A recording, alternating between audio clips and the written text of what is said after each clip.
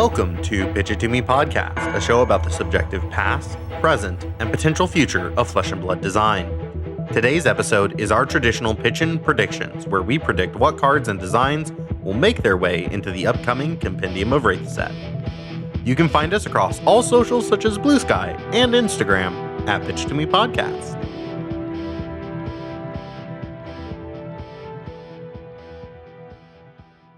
I'm Joel. I'm Talon. And I'm Clark.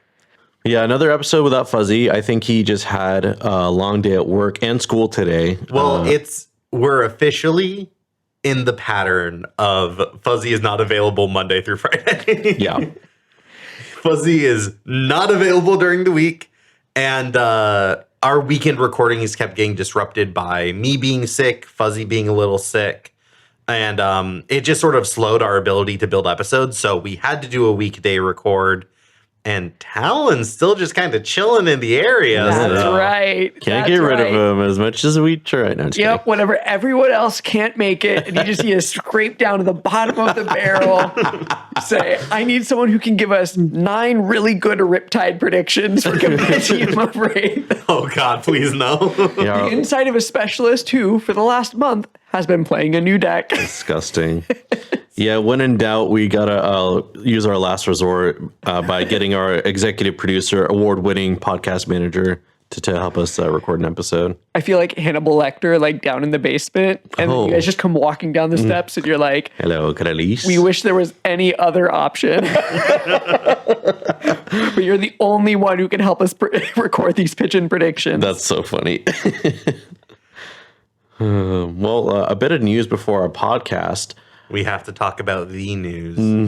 The best news all year so far, and that is, Florian Rotwood Harbinger has LL'd out of CC. You know, I don't remember who posted it on the Discord, but someone was like, which hero is going to LL and not get the, like, fuck this guy? Yeah.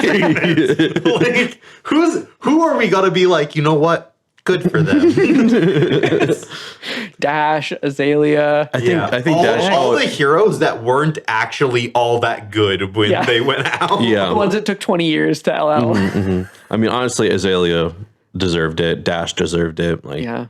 Florian, not at all. Yeah. Get out of here. I mean, I will just say, I think it's been I think it is sad. And to quote another person in our local community, Clark's not sharing his own thoughts right now. I'm going to save those for the episodes.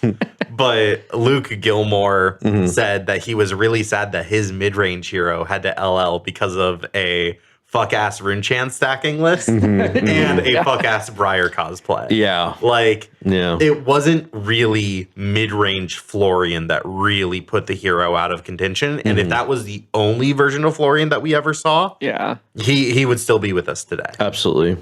Yeah. I know there's a whole other episode here. I think you guys have probably recorded one already, but I think there is something to be said for like how bad mid-range heroes can be. Like, I feel like especially recently, the meta has felt like it's just pushing more and more aggressive. And the answer to that, these like hyper fatigue lists. And it always feels like the mid-range is like the most fun to play, but like is constantly in the process of getting like nudged out as people push the extremes. Well, it's the flexibility. If you want to be a deck that can win reliably, you need to be able to win reliably into the entire field. Yeah. And the field's so diverse that like some decks are going to be the right answer needs to be aggro him down. And for other decks, the answer is, well, just never let him hit you, forehead. No. The decks that can do both are the decks that can do both. And also, I think Florian was suffering from a lot of the symptoms of like the past Runeblade mistakes. His Earth powerhouse cards were just really overrated, and obviously Briar showed what you can do with that. So like he had that going for him, and on top of all the tools that Runeblade has, the fridge, the different options you can build the deck, like he just has so much agency in deck building, and I think that led to him getting more points than people initially thought maybe.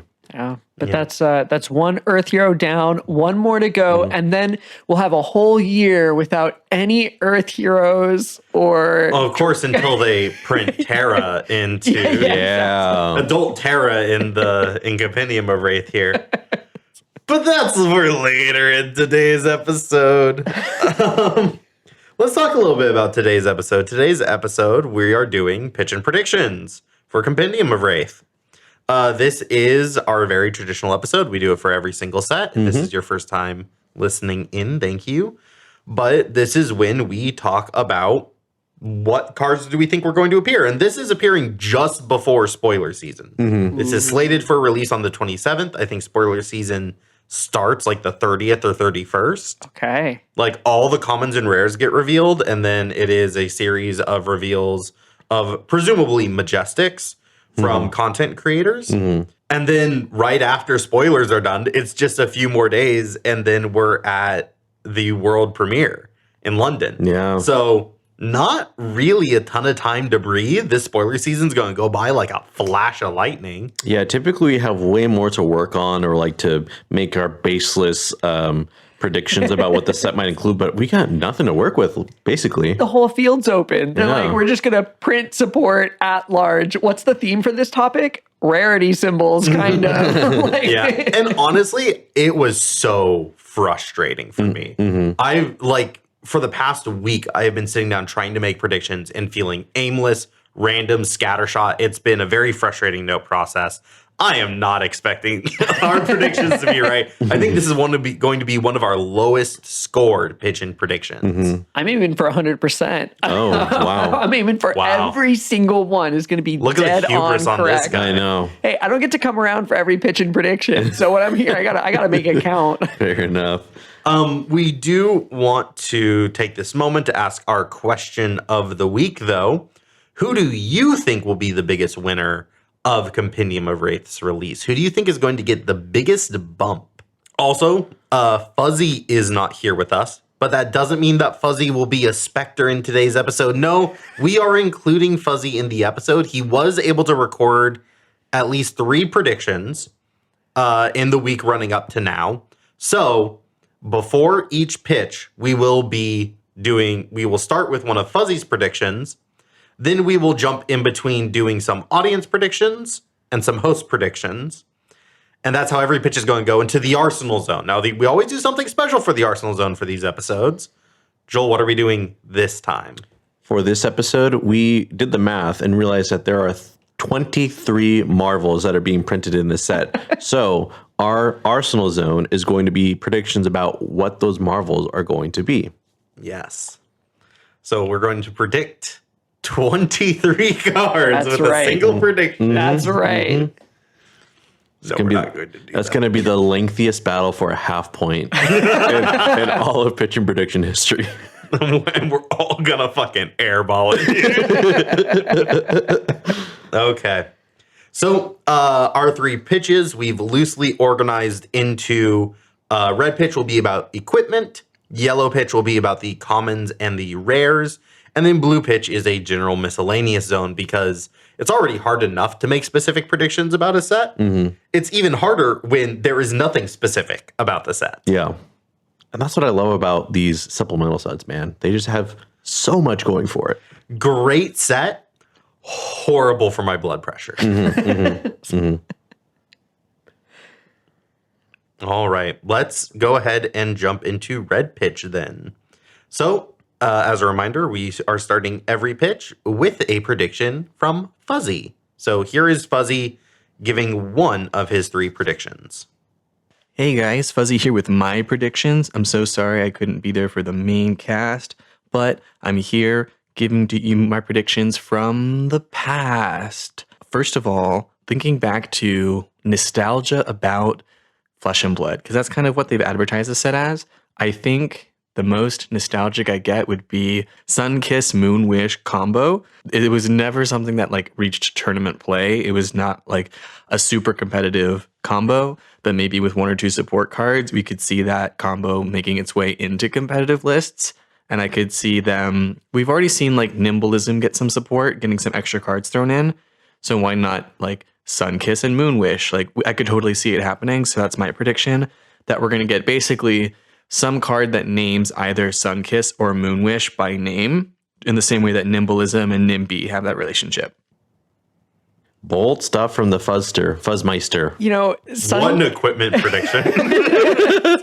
it's gonna be like the Nimbleism equipment slots. You know, Yeah. it'll be like if you played a Moon Wish this turn, Gain 4 life. gain an I'm just action thinking point. like okay, we have moon wish and sun kiss. Is it going to be another word that rhymes? Is it going to be like eclipse cuddle? Asteroid eclipse? Ooh, ecliptical embrace? Ecliptal embrace? No, because it has to end on the sound. All I know is that this 2-card combo was one of the first ever things that Fuzzy used to introduce me to Flesh and Blood. Oh God, I'm sorry to hear that. It's never been good, never been used, but like it is quintessential Flesh and Blood to me. Our audience also needs to know that it's every Pitchin prediction. Every Pitchin predictions, Fuzzy's like, bro, what if they bring back Sunkissed Moonwind? What if Flight of the Featherwalkers comes back? Oh man. He likes mentioning I really like this prediction because he likened it to the NIMBY package. As if NIMBY or Nimbleism and Nimble Strike haven't been like meta relevant all this time. Sunkiss and Moonwish have like. Also, he doesn't go for the other paired combo, which is Slogism and Pummel. Yeah. No, it's a Slogism and Nourishing Slog. Regurgitating Slog. Regurgitating Slog, thank you. No, you're right. Yeah, so like Pummel. he jumps immediately to this. Oh yeah. All right, buddy. This is classic. Fantastic Fuzzy prediction to start us off. Does anyone want to follow that up with an equipment prediction? Yeah, I will start us off. So for each of our predictions, we wrote in our notes a little shorthand thing, and I'm going to say each of mine because some of them are funny. Mm-hmm. This one isn't, though. It simply says Arcane Protection. Mm-hmm. And that is because I think they are going to print in-class Spell Void 2.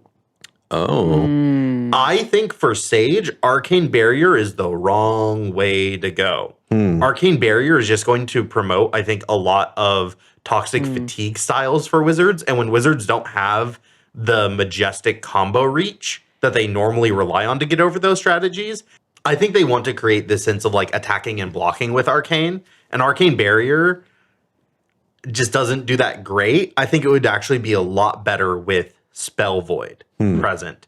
Or like you can discard a card to like have a big burst of Spell Void. Something along those lines. Yeah. Create that more natural back and forth that we kind of expect from Arcane spells. And not have to print these really, really tall Arcane spells that can then really punish certain classes. Mm-hmm. I like the Spell Void thought because that's in line with how they've been printing arcane defense tools recently, I feel like. Like if we look at the Ranger class, we got Mage Hunter Arrow and we got Enchanted Quiver, both of which, while not using Spell Void by name, functionally have Spell Void in them. So I think that'd be interesting. I don't know if I love it for Sage, but that's kind of a separate conversation. I think that for a prediction, that is like right in line with something that LSS wants to do. Mm-hmm. Yeah, so in addition to our predictions, we also have picked out several viewer predictions for each pitch. And right now I'm going to go over Whippy's equipment prediction, which is that they will print rare weapons for Olympia, Betsy, and Lyeth. Wow. Which, phenomenal. They need some weapons. Yeah. They need something more specific. I mean, James White did confirm indirectly that Lyeth is getting his weapon soon. Whether that's this set or another, who knows? But if you're giving it to Lyeth, you got to give it to the two heroes who've been waiting since the release. We need Betsy Log. Yeah. Betsy I Log. think Whippy also predicts Betsy Log literally every set. Yeah. And I think he's been wrong every set. I think he will also continue to be wrong. And I think Lyeth's weapon is going to be a Majestic. Ooh. I know we've been a little mean towards Whippy lately, and this is unintentional, but Whippy, I'm calling you out. Oh, wow. I was trying to solicit an invite to Whippy's channel. That was just mean. Just kidding. Just kidding. Thanks, Whippy, for your suggestion. Well, I got a prediction that's not quite equipment technically, but it's very much in the breaking the range. Rule on the it first starts one. in play. Oh, it's like Fuzzy never left. Mine is, I think that we're going to see more classes get companions. We've been talking about this, Clark, as I've been picking up Gravy. I found some new appreciation for allies. And that is not necessarily that I love them in the game, but I do think it is the future of Flesh and Blood. I think we're going to see that expand a little bit.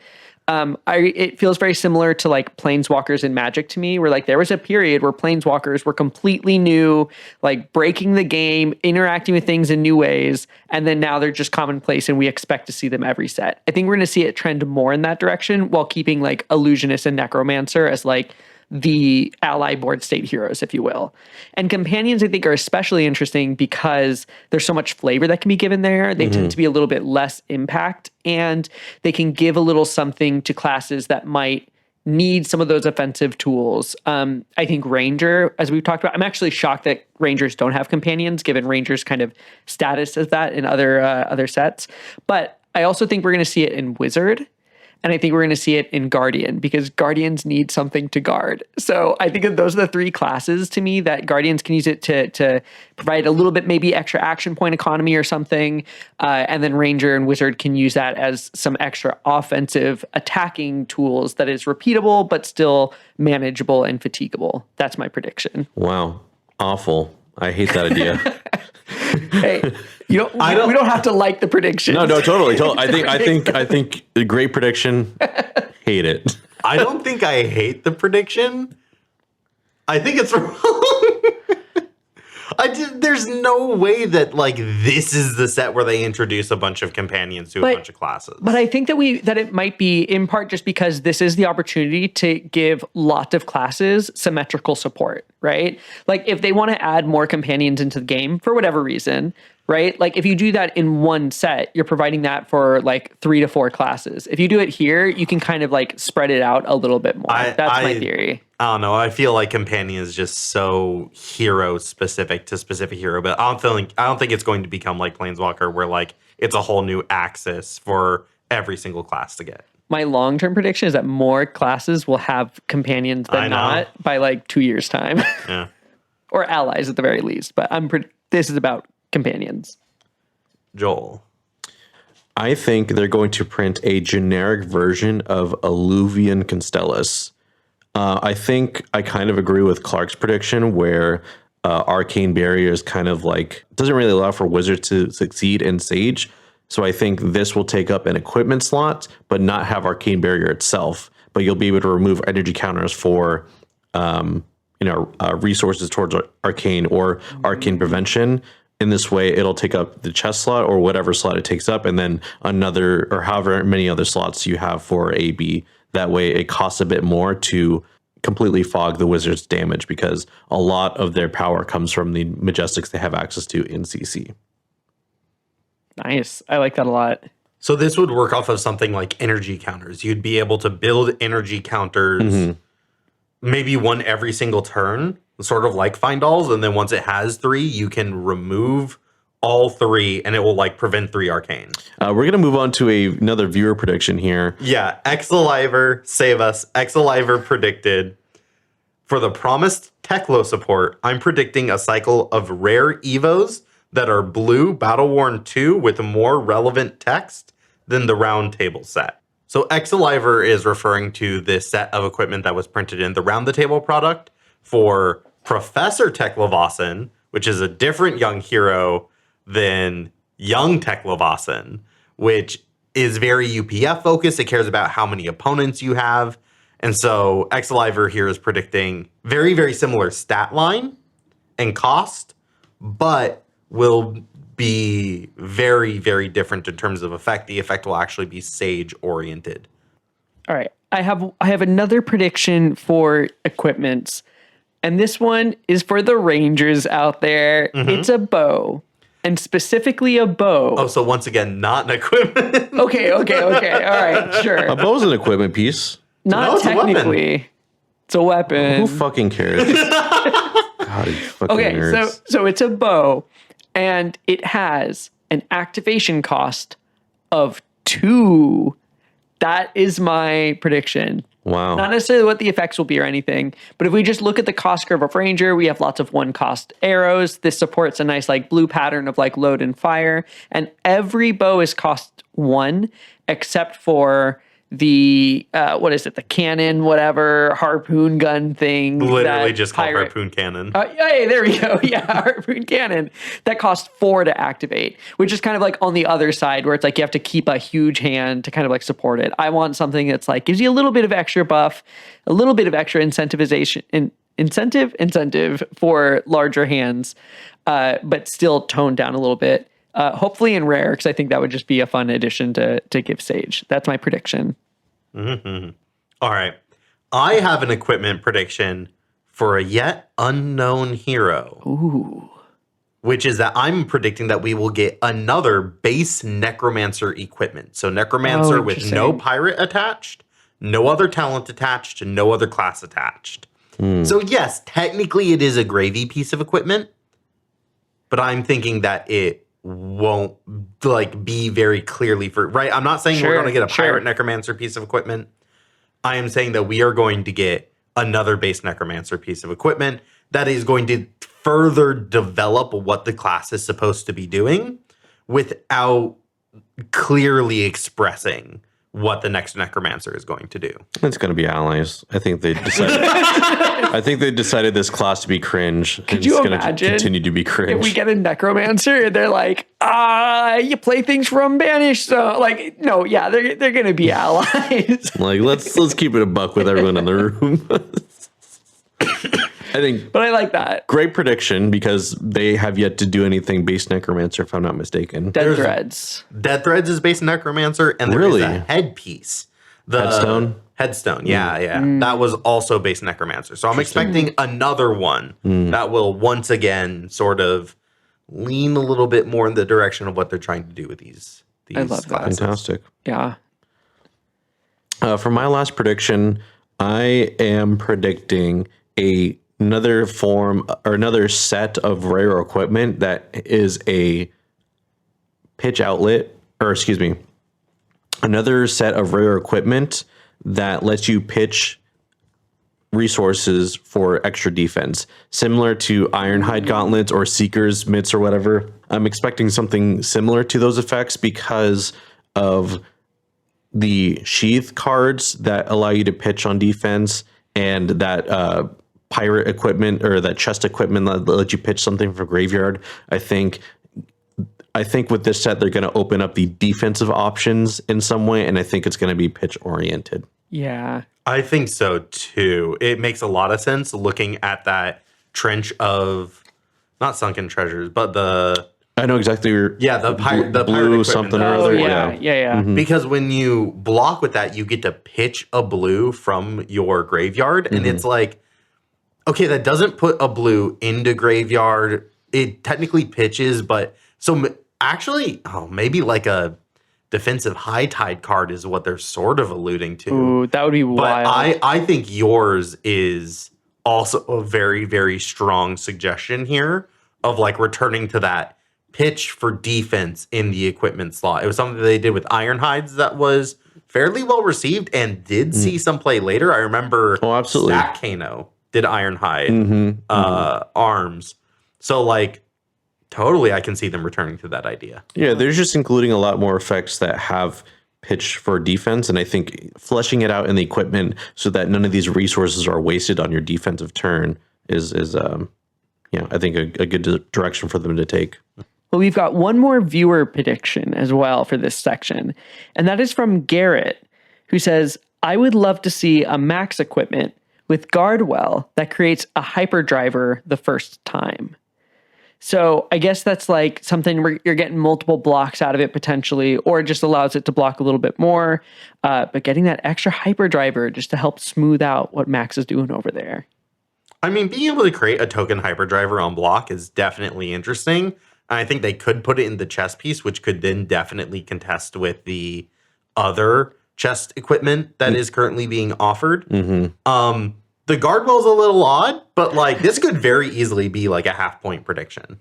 Yeah, I think the Guardwell makes a lot of sense because like Battle Worn is very, very strong. So like 2-block Battle Worn would be insane. Yeah. But the Guardwell allows you to block with it, and it also gives you value on the first defense. I think he's very specific about like you can't block for 0 with this card, and it still allows you to transform into the Mechanoid because that's very much core to Max specifically. Yeah. So I like it.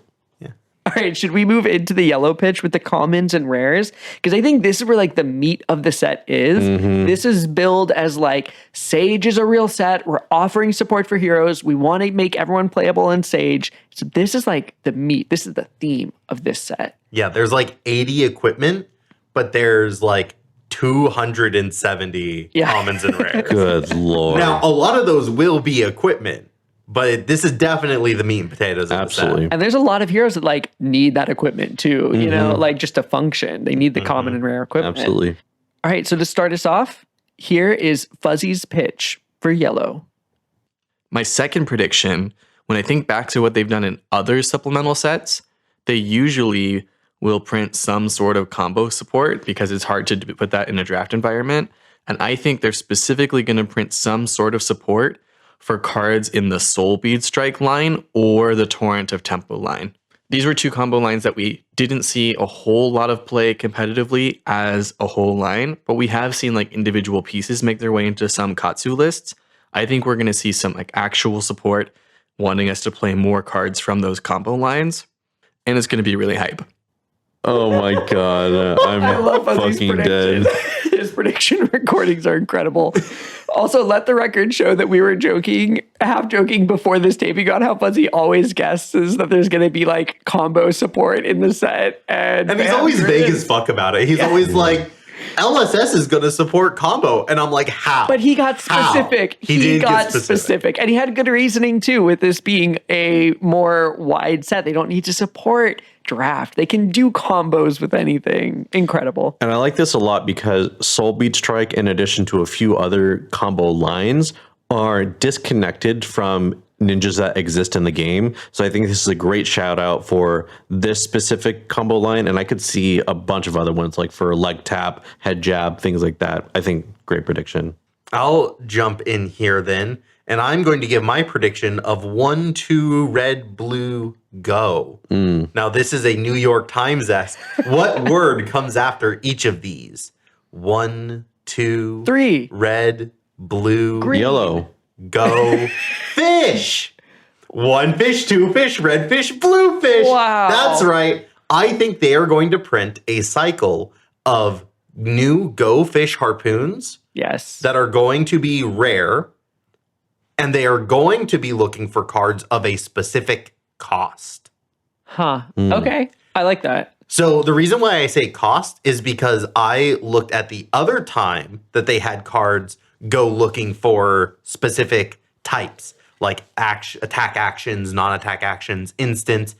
And I found that it was old assassin contract cards. And the other designs that they leaned on back then was cost. There was 1 for 1 and lower and 1 for 2 and higher. Interesting. Yeah, I like that a lot.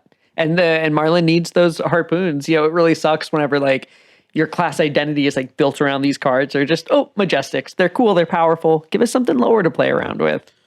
Also, like if you're a ship captain and you're going after these big ass Kraken looking motherfuckers, you're gonna go unprepared and not have the correct weaponry. I think you're going to go in there with a really measured plan. I'm going to fuck up this Kraken and I'm going to use cards that look for 3 costs and greater because I'm hunting a Guardian or whatever, you know? Now, I think it's so interesting because when I think about Marlin, there's a complete other direction that they could go in, which is like, look, we think giving too many harpoons may be the wrong thing to do.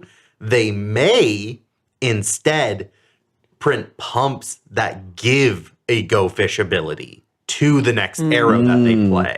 Sure. That way there's not too much overpower because we've seen what a hyper consistent Marlin can do. I mean, that was a living legend threat. Yeah, that's true. Yeah. Without like doing the like arrow storm crazy bullshit. It was just like, look, if I can draw reliably into the arrow that I need, I can win the game. So printing more arrows almost feels dangerous for Marlin. I can see them instead going like, well, now you have to run these like red pumps that can totally throw off your draws. But also like, can we just let Ranger be like a little strong?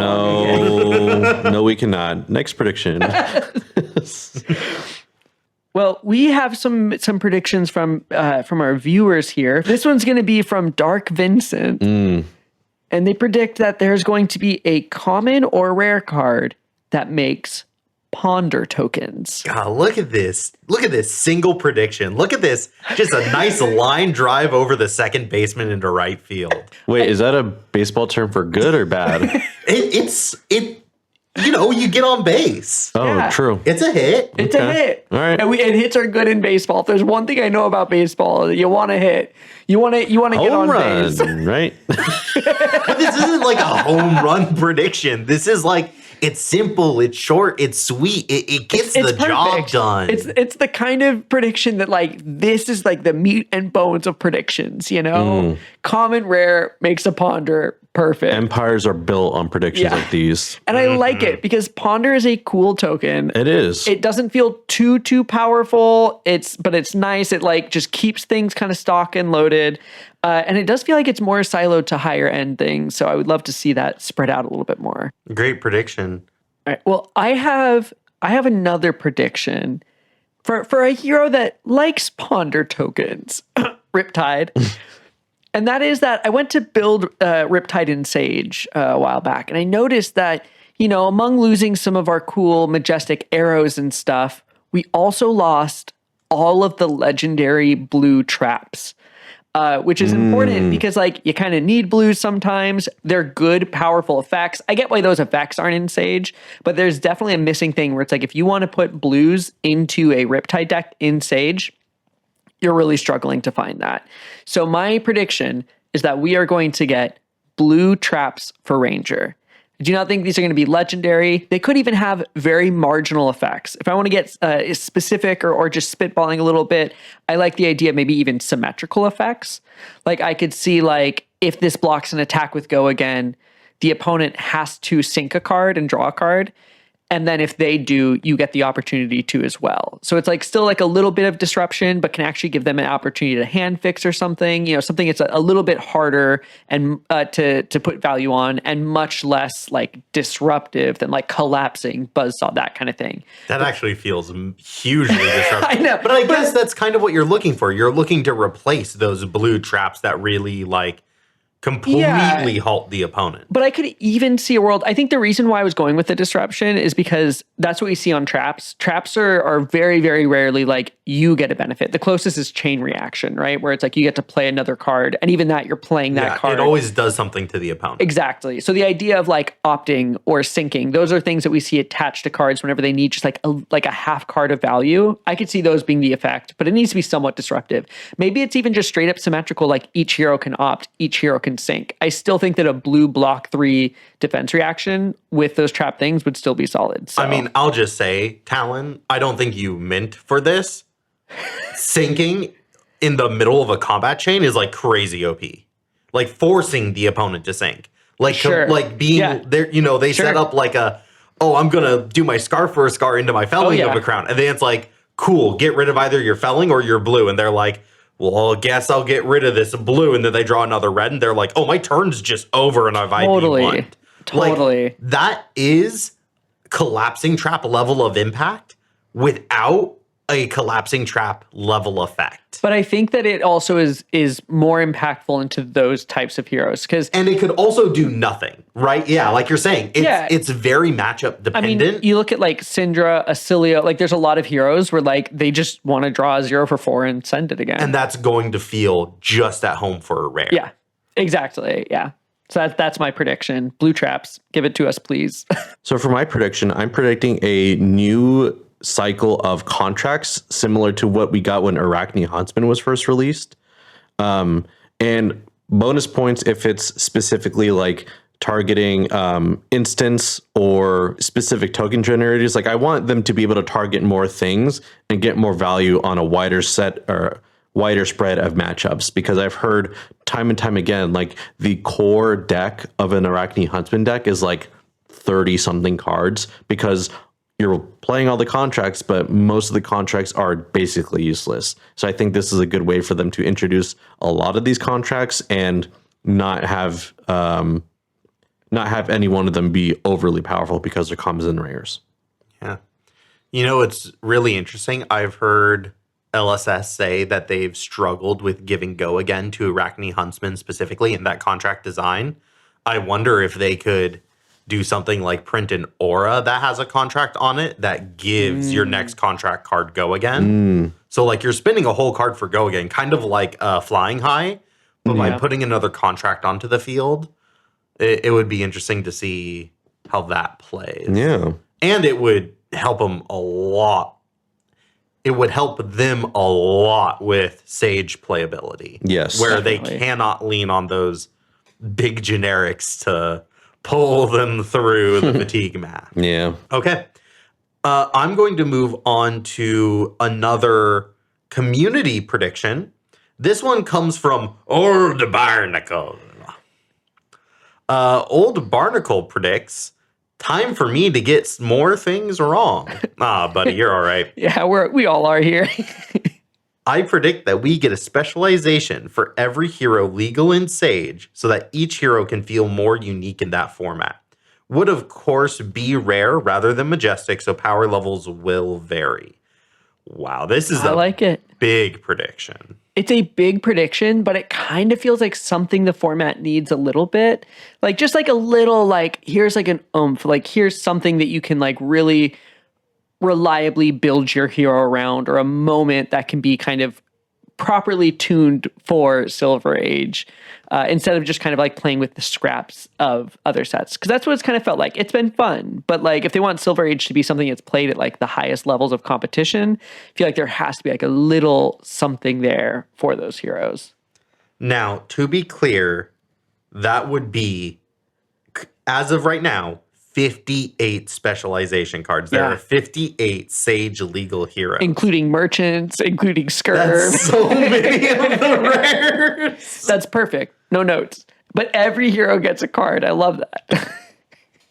What, you don't want merchants to get anything, Clark? You just want merchants to be left by the wayside? I think the real question is, if there's no Cavdeen specialization, does he only get a half point? Sorry, no points for Old Barnacle. LSS hates merchants.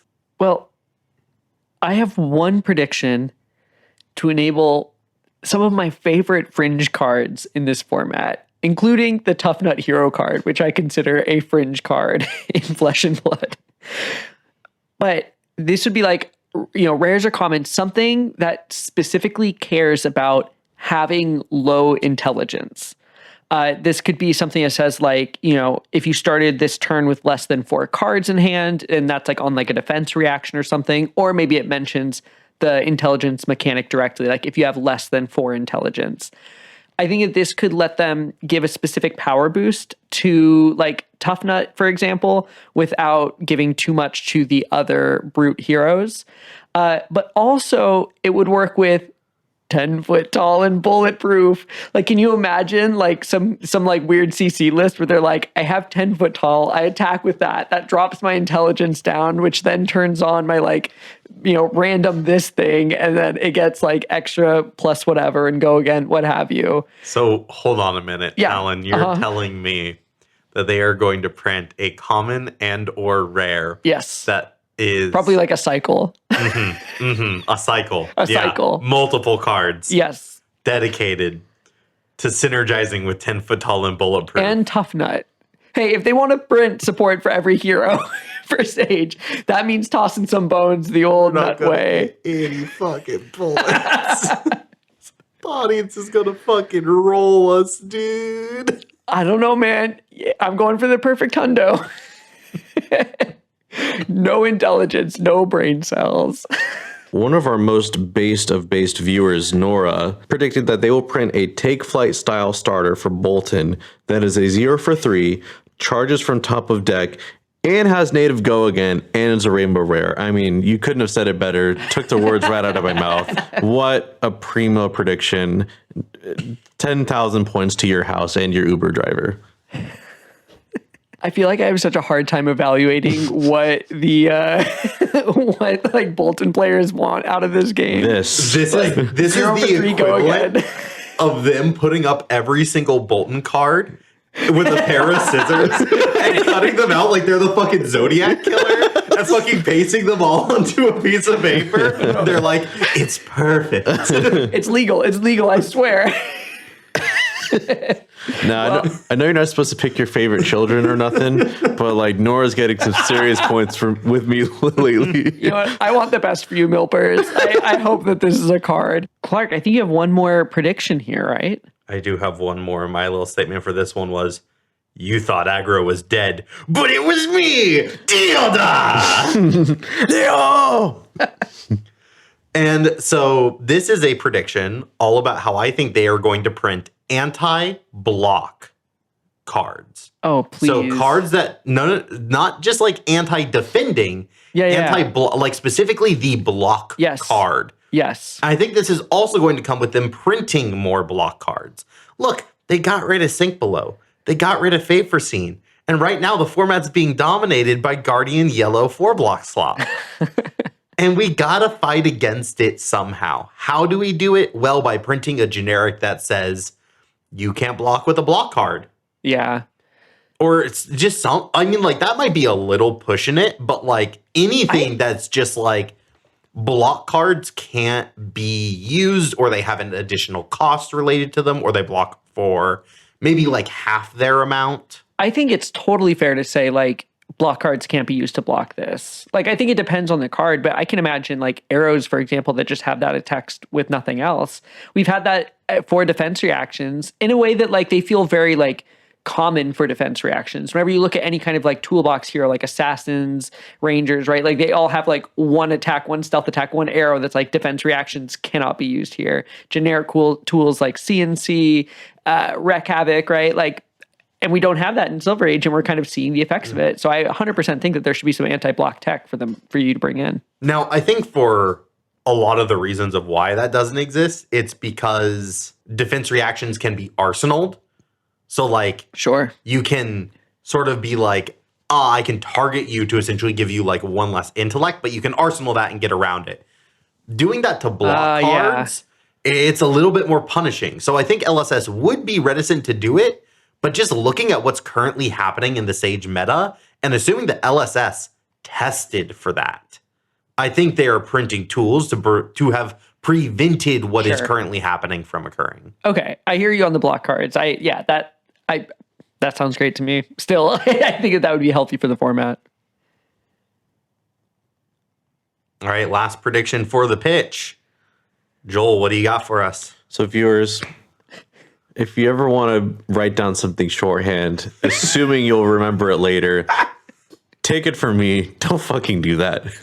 I had a really good one, and I wrote down something shadow, and I forgot what it was. If you've been wondering why Joel hasn't been talking for a lot of predictions this pitch, for the record, because he's been sitting there going, "Oh no, what did I predict?" We tossed it to Joel like right at the start of this pitch too, and he's like, "Come back to me." So in between every single pitch, we're like, "Joel, you good? You good? You good?" Now he's going last for a pitch that he's dreamt up in the moment while taping, pure inspiration, unbridled by all of the overthinking that goes into planning. What is your heart telling you about Compendium rares and commons? So I think that Shadow is going to complete the cycle of cards that has the unrestricted ability to play from Banish as a 0-for-3 head jab.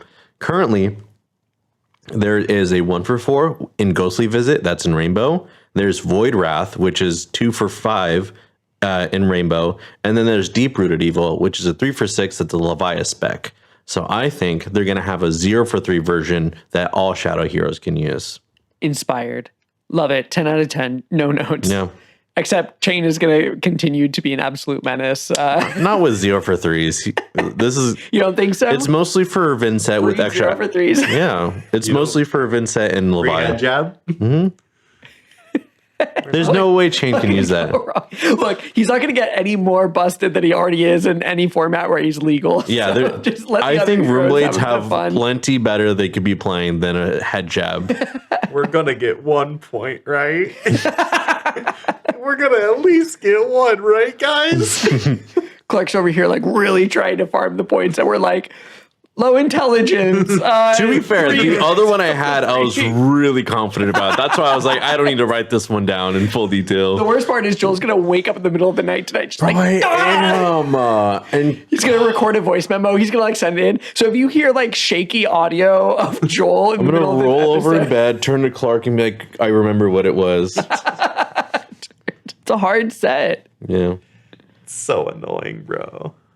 All right. Well, time to move on to blue pitch. And you know what that means? That means it's another fuzzy prediction from the past. Whoa. My third prediction is that we're going to see a new tome card. We've seen tomes kind of like as a design pattern across the game's history that involve around card advantage, card draw. Some of them are instants that let you draw at instant speed. Some of them are non-attack actions where you might have to find a way to give them go again or use the fact that they don't have go again in a different way to end your turn with some card advantage. I think if that's not a bold enough prediction, because I can hear my hosts already from the future, they're saying, oh, Fuzzy, you have to be more specific than that. Like, just saying they're going to print a tome isn't good enough. You got to hit harder. So I will also put my name in the hat to say that it will be a generic tome, a tome that anyone can play. And those are my big three predictions. Hopefully that's enough to get me on the running for this tally over here. I imagine my other hosts might decide once they kind of hammer down the rules that 3 predictions is not that many, but hey, I was a little busy. I was able to at least get 3 in. So I'm definitely excited to hear what the other hosts have to say, and hopefully you like my predictions. That's Sunkiss Moonwish support for the Soulbead Strike or Torrent of Tempo combo lines, and a new tome, maybe a generic one. Thank you so much. Have a great day. I mean, goddamn, a generic tome? Are we so dead ass, Fuzzy? We're not gonna get fucking points. We're so fucking doomed, dude. I'm inspired. I think, okay, Tome of Redundancy. Make a ponder token for each card in your arsenal. Honestly, a 0-cost tome with go again that just makes a ponder token is the most like, yeah. Sure, let him have it. Here's a card for a card. Have fun. This is where card advantage is post book burning. Oh, I also do actually love the idea of like there was the book burning, yeah, and then we were in the dark ages, and then people started to write again. But yeah, it feels like this would be like a statement piece. Like, this is what FaB is going forward. They've taken out huge parts of their power cards. This is the new thing. Well, thank you, Fuzzy, for that amazing prediction. I'm going to follow it up with, I think that they're going to print a 2-for-6 disruption attack action card that specifically prevents people from tapping or punishes tapping in some way, because we've seen on basically every repeatable effect in the game that they're changing things from once per turn effects to tap. For readability reasons, like a lot of really good changes, I think, come from this tap ability, but there's no disruption for it outside of a few generic non-attack actions that are just like bad, and they're also blocking for 2. So I think a majestic 2-for-6 disruption piece is what's needed to. Oh, majestic. Yeah. Nice. To be kind of like a weakest link kind of. Yeah, Command and Conquer. Target piece. Yeah, exactly. Specifically for tapping. And you know, that's not too far away from like, because there is the 3-for-7 crush card that taps down opposing heroes. We have a pump, an arrow pump that taps down opposing heroes. Yeah. So, and you know what? We've seen similar mechanics kind of get printed across the board in these very similar slots. Yeah. Like Disable gets rid of Arsenal, CNC gets rid of Arsenal, right? Seek and Destroy gets rid of Arsenal. Yeah. Hey, guess what? You know? So like it makes a lot of sense about how these effects can get printed sort of in the same way on these disruption classes. And so saying that, hey, we're going to get some generic tap hate, very, very expected. Yeah, because like there's so many good tap effects that like not being able to interact with that feels like a miss in the design space so far. And we'll probably be seeing it more too if they want to print more heroes like this. I think all effects that require an action will include this in some way or another. Now, my one thing that I don't know if this is going to be worth the 2-for-6 slot, maybe at like rare or something, but we do have cards that remove hero text, and that is very functionally taking away a tap ability Well, this for would some be heroes. all tapping, including equipment and weapons, right? Yeah. Oh, okay. Yeah. Okay. Yeah. So like as an additional, and the thing is like there's also a lot of like instant abilities. So I think an extra like layer of protection would be like as an additional cost, tap all of your opponents. Okay. Why? Did you guys have something else too? No, but well, yes, but also so does the community. Oh. And this one comes from Gino Jack. So Gino Jack says, I think we're going to get another Surge card in the style of Glyph Overlay with built-in amp. For extra specificity, love it. Let's say it's got Aetherbinder's clause of increasing damage per sigil that's left the battlefield this turn. God damn. Gino Jack is coming in here with some very valuable pro wizard cards here. We've talked a lot about arcane barrier, void effect, spell void. But now he's saying, hey, wizards, maybe you could get to do a little extra something. What if you just won every calling ever with this card? You know, I really do like the built-in amp effect because I have been thinking about like, what do they need to do for wizards to help them feel like their arcane damage strategy has some real play in Sage? And I think built-in amp is a great thing. This is not one of my predictions, but one thing I did say was that they would do like 3 costs and 2 costs, but rather than being on rate, they would be 1 under rate with the ability to amp up if they meet other conditions. So I'm sort of putting this into a similar vein, right? Of like, this built-in amp, this built-in idea of being able to go taller and further their game plan. Gino Jack here is focusing on the sigils, but I think this could honestly go... I would give the point if there's any inbuilt surge on an arcane spell. Sure. Yeah. Good thing there's 3 judges. I'm just kidding. This one is titled, Because a Feather is Heavier Than Steel. God, that's... What a deep cut that one was. Jesus Christ. I also reversed it to be, I don't know, funnier. It's not. So this prediction is talking about how I think that this set is going to have an uneven distribution of cards going to certain classes or talents. It is not going to be equally distributed, which is a normal expectation that we have when it comes to supplemental sets. But this is not a supplemental set. It's an expansion set. And I think they very clearly identified certain heroes are going to be getting extra support than other heroes. I think the Sage community has also felt like certain classes and certain strategies need significantly more than others. And it's going to lead to unequal support. I think Brute doesn't need a lot of support. We got Wild Rides and Pulpings and nice big attacks and payoffs for discarding. I think Wizard needs a lot of help. I think Mechanologist needs like if they're looking to make Teklo Sage playable, that's not just some Evos. That is Evos and Evo payoffs. Like it's just so many cards. There's no way it can be equally distributed. But what is your like They're margin both of error 100 there? grams. Oh my God. What is your margin of error there? Because like, I mean, obviously like we see this even in past sets where like the classes are never the same. There's up to like, 3, 4, 5 card differences between sets. Is that what we're talking? Or do you think one class is going to have like 30, one class is going to have like 5? I don't know. Bro. I know. Well, if you had I could say within a range of confidence of like 20%. I don't know. Like, well, because I think that you saying that each class will not have equal cards, that's ground fruit. Because all you need is one class to have one lot. So you need to give us like a range. Like how, like what is the card variance? I think it will be significantly more. Maybe not 30 to 5 level, but I think it will be significant. What is from the smallest supported class to the highest supported class, roughly? I think it's going to be... I am not just saying this to be a point whore like I normally am. I am legitimately saying I don't think I could put a number on it. I think you will be able to clearly see it. And if it isn't clear, I will accept a half point. I will not argue this point come 2 to 3 weeks from now when we review the set.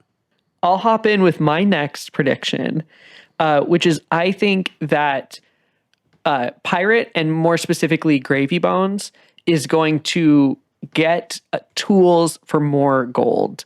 And this is kind of to like replace the Tipples. We saw Tipples get banned out. That was like a huge part of the gold generation. I don't think that we're going to get something that like echoes Tipple or like completely fills that role. I don't think we're going to see something that like makes a gold and draws a card, because that's like a lot of good effect there. But I could see a card that is a little bit flashier and isolated with its gold generation, something that makes like either can be run in Rainbow or makes multiple gold kind of akin to Loan Shark. Something that comes to mind for me is like you pay X, you discard X cards off the top of your deck and you make a gold for each yellow. Something that like kind of requires a turn. Like you're not doing anything offensive, but it is like purely just like we're just setting up. We're just getting things in graveyard. Hopefully, maybe there's a few other cards in there too. They get burned out, right? And then we make our gold to kind of like give us that little bit of extra flexibility that has been lost post Tipple bans. Yeah. I wonder also post Chart the High Seas ban. You just printed Chart the High Seas again. A little bit. At least it doesn't replace itself with pitch. Yeah. Right. Like, and with this specific like card design that I tossed out, like it is taking your whole hand, right? Or not your whole hand, but like you need to be tossing extra cards into it. Oh, he's got plenty. He's like 40 blues. This is sure, but that's still a turn where you're not able to like block a ton, right? Chart the High Seas was one card that could both stock the graveyard and give you pitch to play the cards that got put into the graveyard. Gravy Bones is getting cooked right now in Sage. Like he is not what he is. Good. Yeah, Sage especially. But like he does not need this card at all. Don't listen to Talon. This is also Pirate, right? It's also for Marlin. It's also for Puffin. And I think those two heroes specifically have been feeling like a hurting of their ability to get gold. Yes. Plus, in Sage, they're going to be losing their ability to use the hook. They don't have hook either. Yeah. Like, all the gold generation is kind of gone for all the pirate heroes. Saying that there's going to be a little bit more present in this set for them, I think makes sense. I don't think it's going to happen at Majestic. Maybe common rare, maybe an equipment slot. But no, there's the option.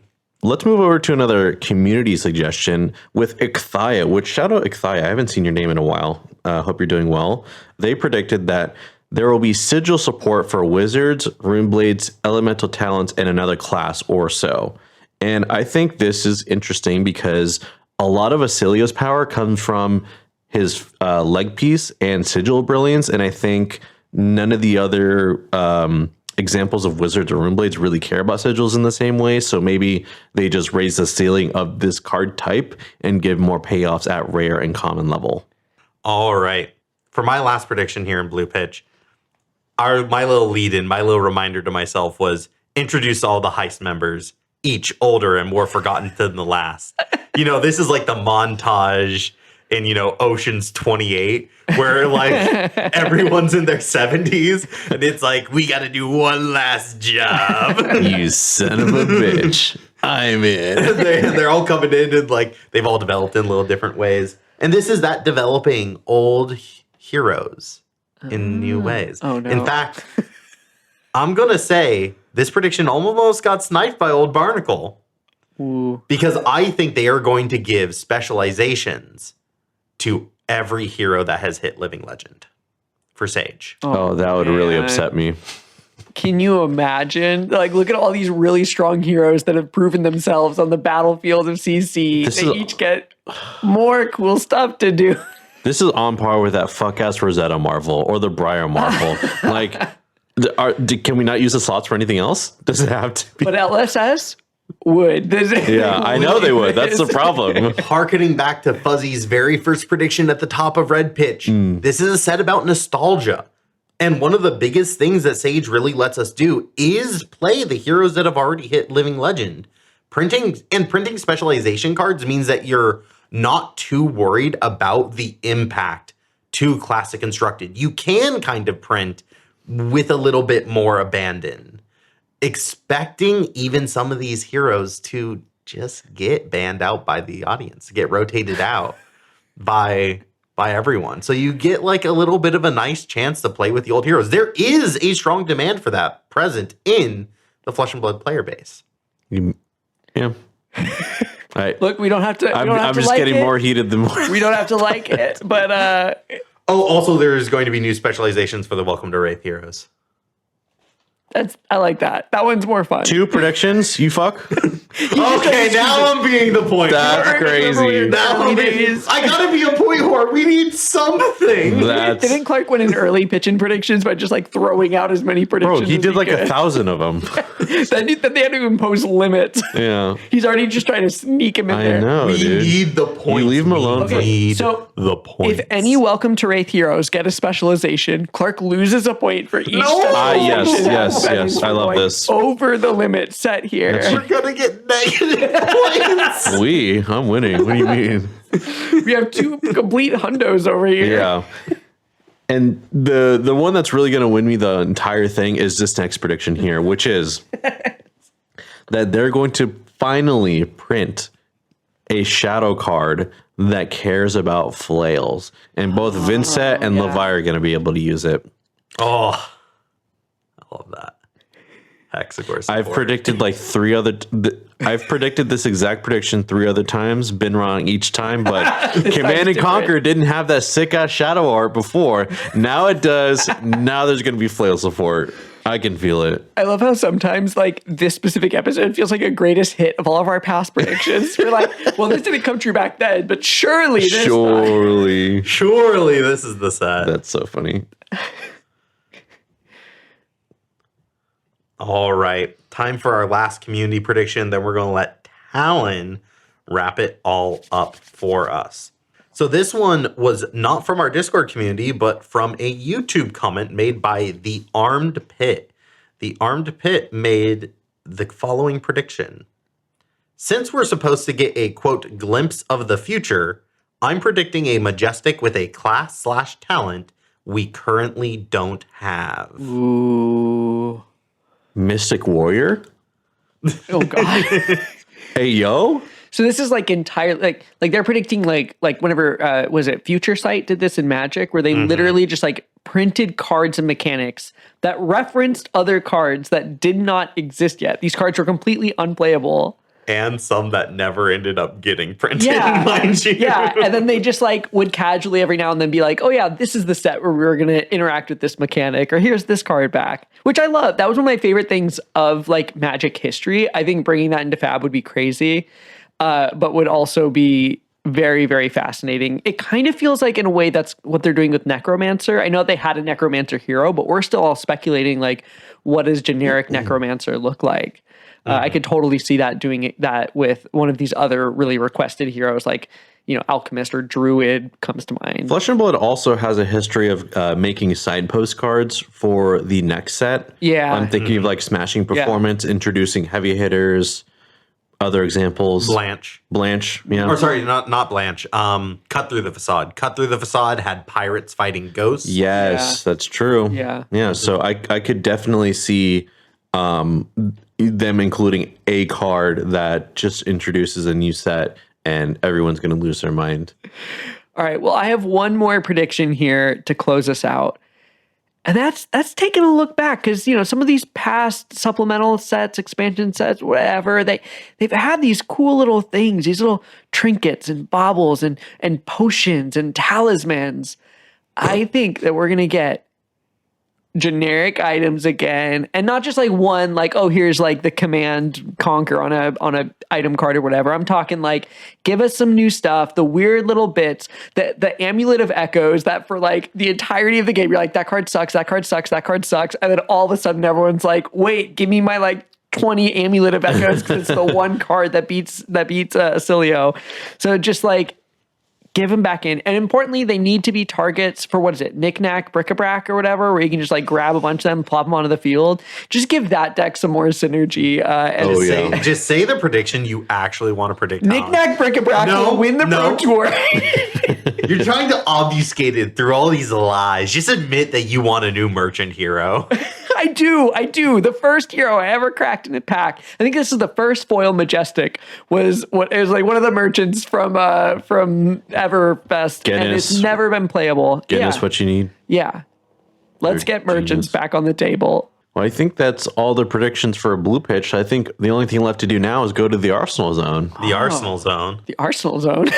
The Arsenal Zone. Yes, the Arsenal Zone. Talon, what's the Arsenal Zone? The Arsenal Zone is that part of the show where we talk about the cards we love, the cards we hate to love, or the cards we love to love. But today we're talking about what our predictions are for what the Marvels will be in Compendium of Rathe. There's what, 23?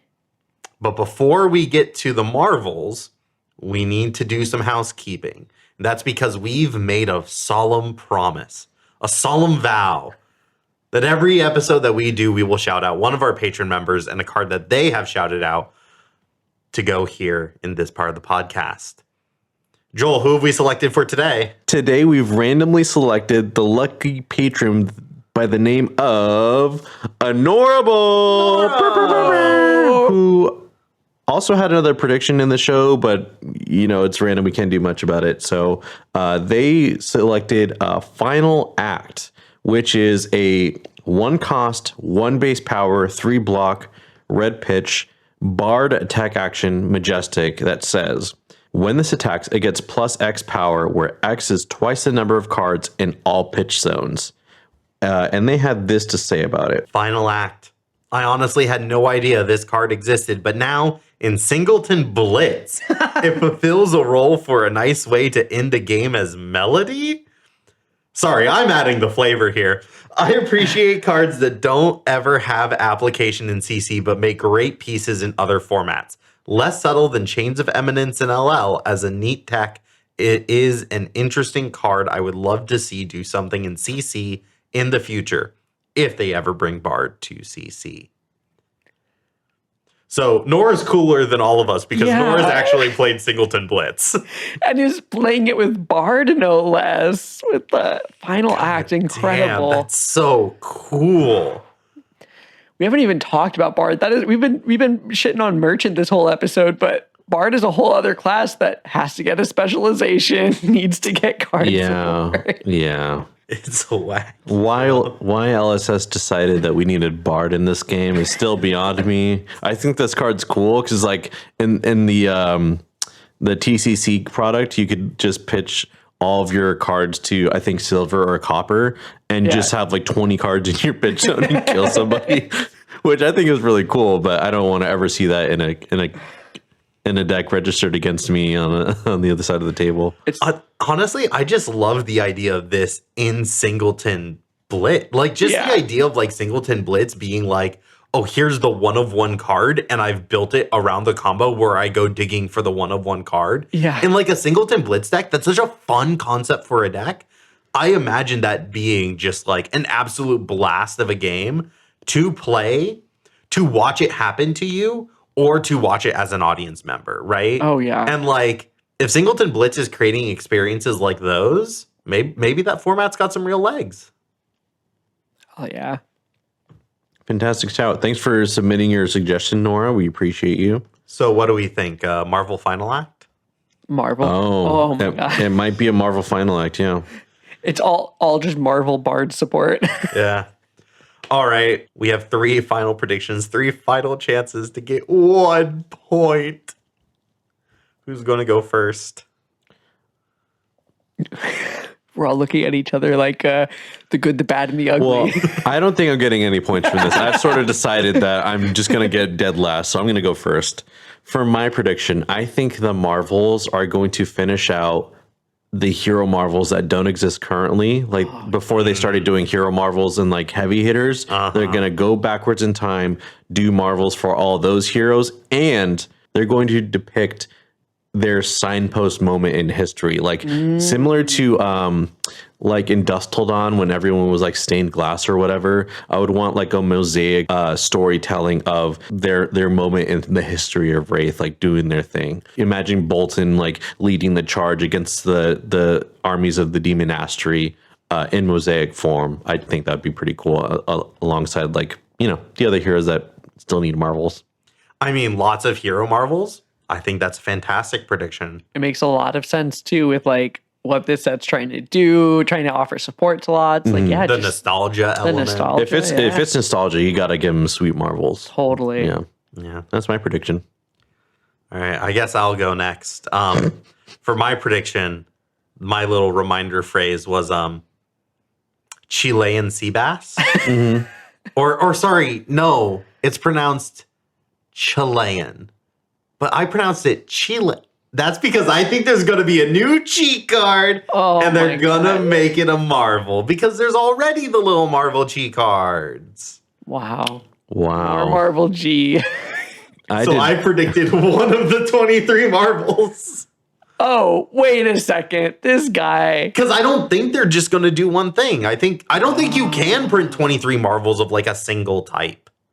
That's crazy. I think there's enough draw my dragons to do marvels for. Also, hold on. Like, yeah, there were the hero marvels in Rosetta, but there was also the sigil marvels. That's true. Right? Like, they have to do different types of marvels. It's not all going to be one thing. And I think one of them is going to be a new chi card for Mystic. Interesting. And they're going to marvel it out. I think that my prediction is that they are essentially going to do one Marvel card for every type of Marvel that they've done in the past. Oh. So if we're expecting them to do like giving support to a wide variety of heroes, that means that they could very well print angels, they could print chi, they could print sigils, they could print allies for gravy, a demi hero, right? Like, you can see we've kind of had these genres of cards that have all gotten Marvel treatments. If they want to give those heroes more support, but still give people the opportunity to max bling them out, then they do the Marvels.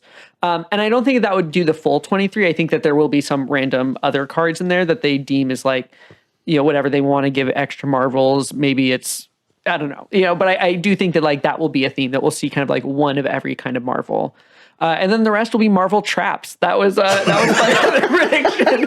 There's about 13 traps, I think, in the game currently. Dang. He added a couple for Talon's this set. really gonna 100% so this. then there's going to be like, you know, one for each Marvel they've done, and then 12 traps, and then we call it a day. Just as long as there's no illusionist Marvels here. I swear to God, if these Marvels are like, hey guys, we actually did introduce Necromancer, and here are all the Marvel allies for just base Necromancer. Oh, man. I mean, even just being like, hey, look, they printed lots of Marvel types over the years. Yeah. And like, all right, Dromite gets a new dragon. You know, there's a rare angel for Prism. There's a new ally for Gravy.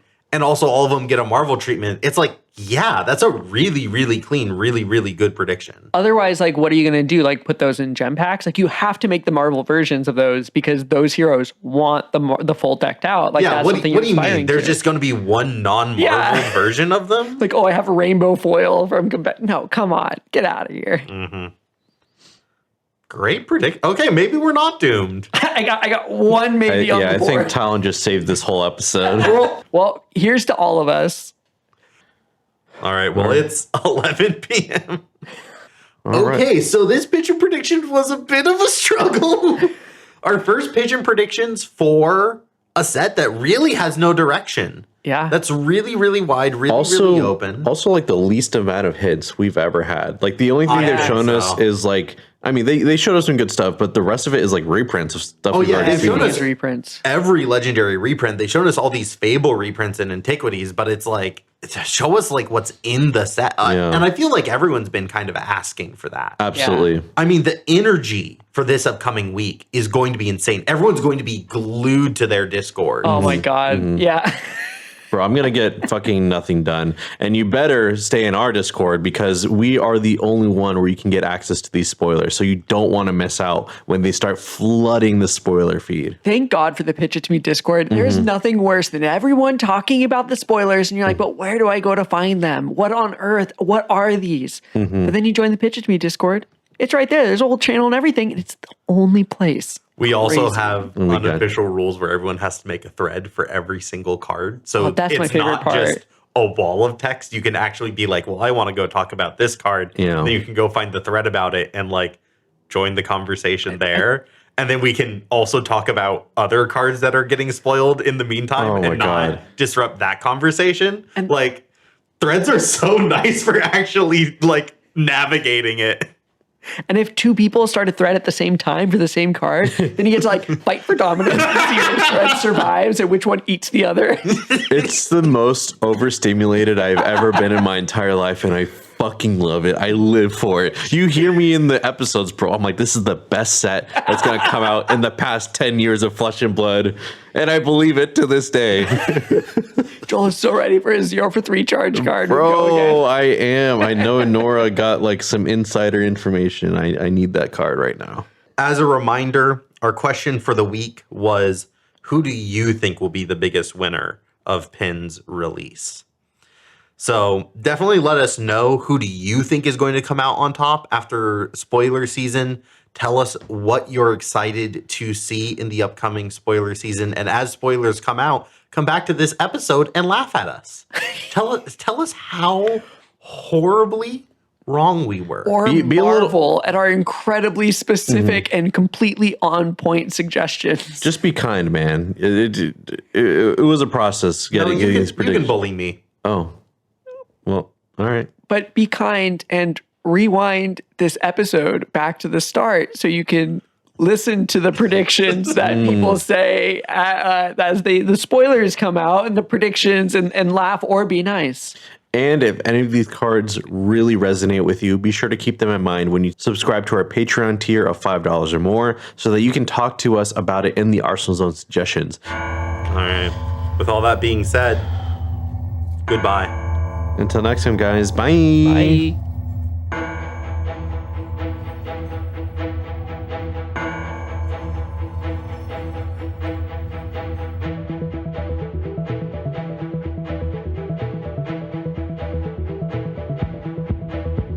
Pitch It To Me podcast is hosted by Fuzzy Delp, Clark Moore, and Joel Recinos. Our executive producer is Talon Stradley.